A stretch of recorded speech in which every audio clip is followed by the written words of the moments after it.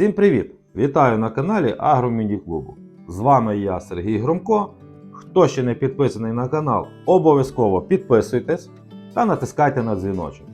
Тоді ви точно не пропустите нові корисні відео, які виходять кожного тижня. А розділом моїх відео є технологія вирощування озимої пшениці. І в цьому відео ви дізнаєтесь про застосування добрив, а саме про азотне живлення, про фосфорні та калійні добрива, ну і інші мікроелементи, які потрібні для озимої пшениці. Також я розповів вам про застосування регуляторів росту для даної культури. Ви повинні знати, що збалансовані норми та своєчасні терміни внесення поживних речовин, необхідних мікроелементів, прямо впливають на якість та обсяг врожаю. Саме тому застосування якісних добрив вкрай важливе. Перед тим, як планувати внесення добрив, рекомендується провести ґрунтову діагностику, щоб визначити реальний вміст у ґрунті необхідних речовин. Озимій пшениці потрібне азотне живлення. Достатній обсяг азоту вкрай важливий для росту та нормального розвитку озимини. Проте норми та строки внесення азотних добрив по регіонах будуть відрізнятися. Для зон лісостепу та полісся доцільне використання повільно розчинених добрив або роздільне внесення в декілька прийомів. При цьому невелика кількість вноситься восени, а решта використовується для весняних та літніх підживлень у фазах найбільш активного росту та розвитку.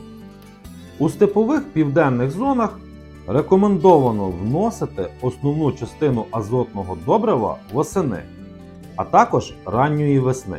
Листкове внесення карбамідних добрив можна поєднувати з інсектицидними та фунгіцидними обробками.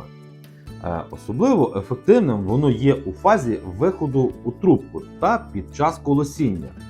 Також слід пам'ятати про фосфор і калій. Потреба озимини у фосфорі та калії не залежить від типу ґрунту та фази росту.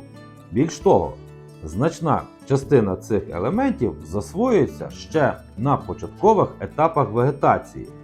Саме тому найбільший обсяг фосфорно-калійного добрива носять під основний обробіток у розчинених формах, заробляючи їх на глибину 10-20 см, приблизно десь так.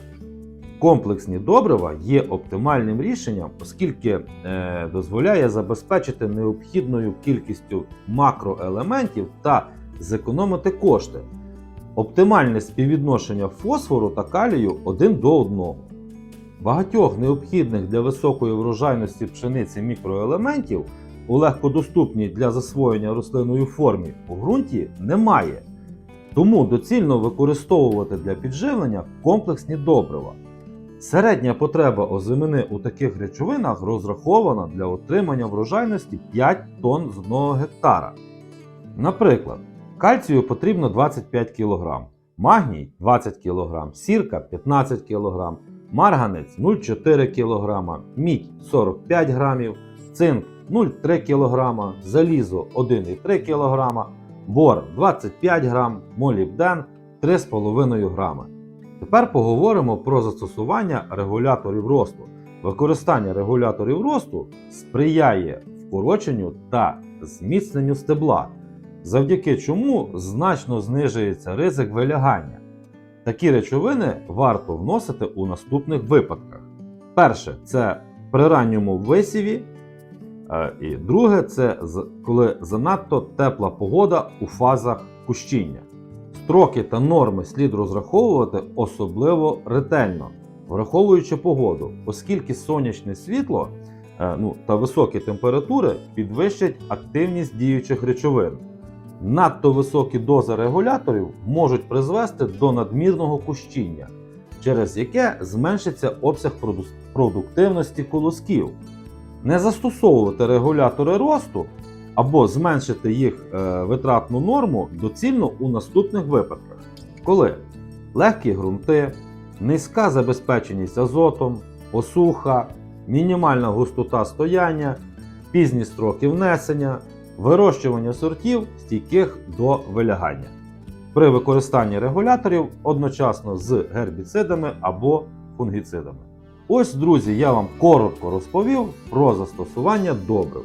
Ви дізнались про азотне живлення, про фосфорні та калійні добрива та інші мікроелементи, які потрібні для озимої пшениці. Ну а кому сподобалось моє відео, чекаю від вас вподобайку та підписку на канал Агромініклубу. А на сьогодні все. Мирного вам неба, великих та багатих урожаїв. Всім па-па!